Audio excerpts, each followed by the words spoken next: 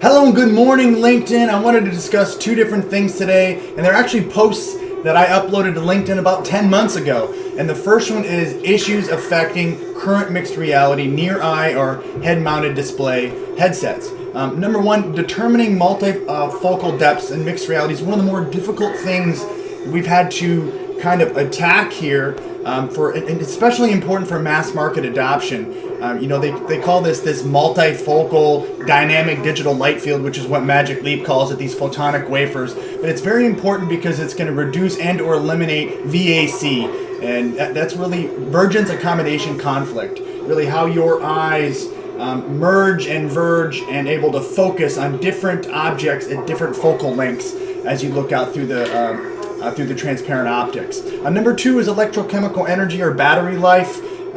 It's very important that we focus on increasing energy density while focusing, mainly on safety-related concerns. There's some material scientists that are looking at triphenyl phosphate and lithium designs to incorporate a protective barrier around that high-energy device, in order to reduce thermal runaway related issues. We've seen that in lithium batteries all over the world with Apple and Samsung and pretty much every kind of electronic device that you have in your pocket or a mobile on the go.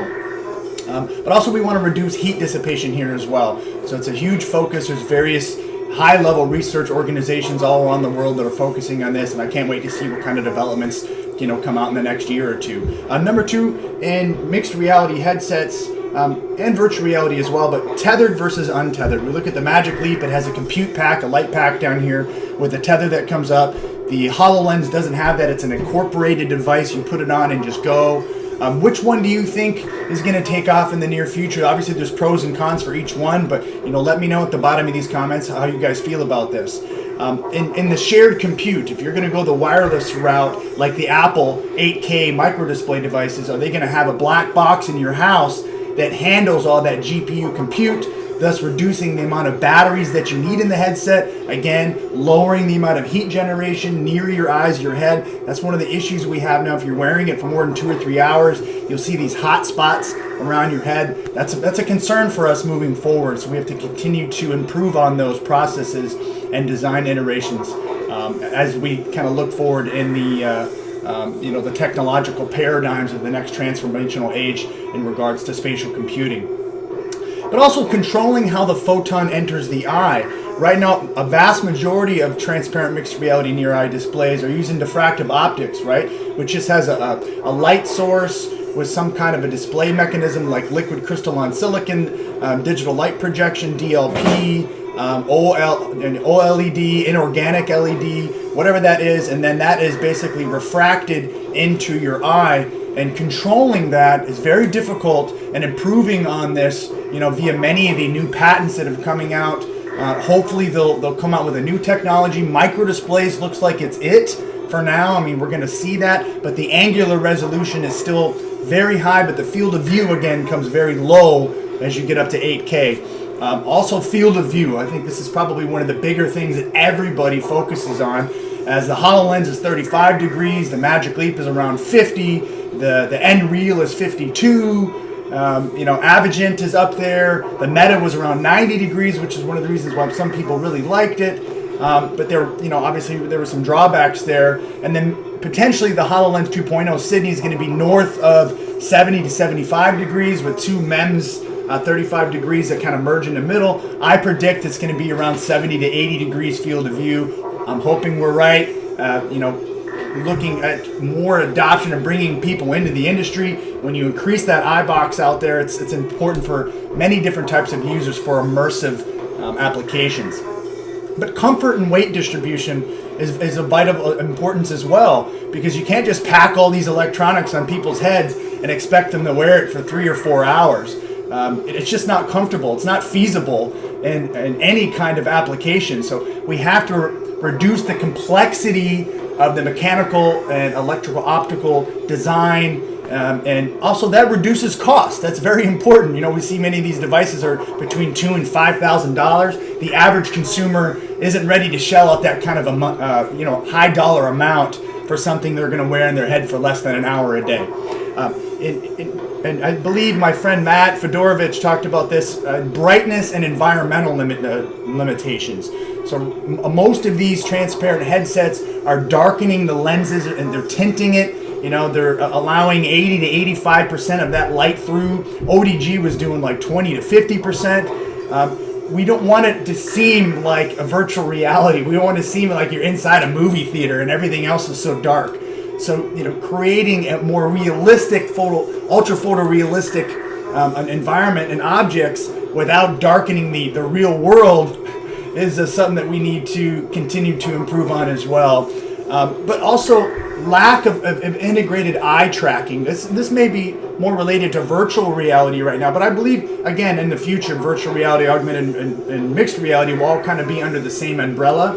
And having eye tracking with foveated rendering capabilities is, I think it's the future, because you're not only going to reduce the power consumption, but also the high utilization from GPUs isn't going to be necessary, at least on the device, when you're able to track, you know, a very fine detail here. And Varjo's kind of come into that, where they have two different displays. One that's ultra fine right here, that's kind of tracking your eye. They're using a lot of actuators to move around, and then they have a backdrop display that's like, you know, a Vive Pro. But we also have Korea 3D that's come out with a real light field display. That's exciting.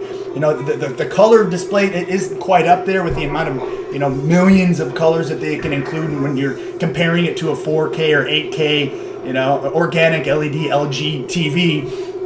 But it's getting there, so we have to continue to focus on that. And hand tracking is also very important. Leap motion. I'm very surprised that many of these, you know, industry-leading venture capital angel invested companies haven't gone out and tried to integrate Leap motion. We've seen that Apple nearly purchased Leap motion a few times, and then the leadership over there had it kind of fall through. But it's the best hand tracking I've ever seen on any of these devices. Now, the next Azure depth sensor might trump that entirely by Microsoft HoloLens. You might not need it if it can come down here to, you know, 0.1 or 0.2 meters, very, very, very close, at very fine detail, and able to track more than 9 points like the Magic Leap. Full skeletal tracking. Oh my goodness, it's going to be very exciting indeed. You know, but when you think about the integration of all these different things, which one is more exciting to you?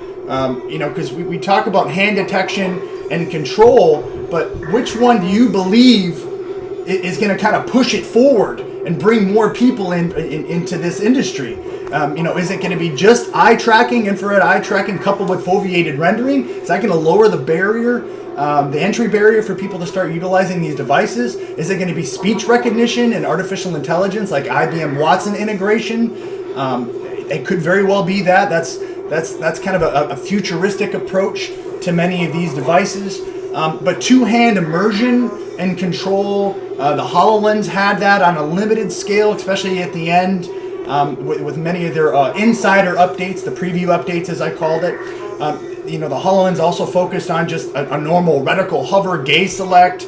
Or, you know, are we going to have a whole host of different controllers? Are we going to have a little intelligent ring here that we click? You know, are we going to have a controller interface like a claw or a clicker?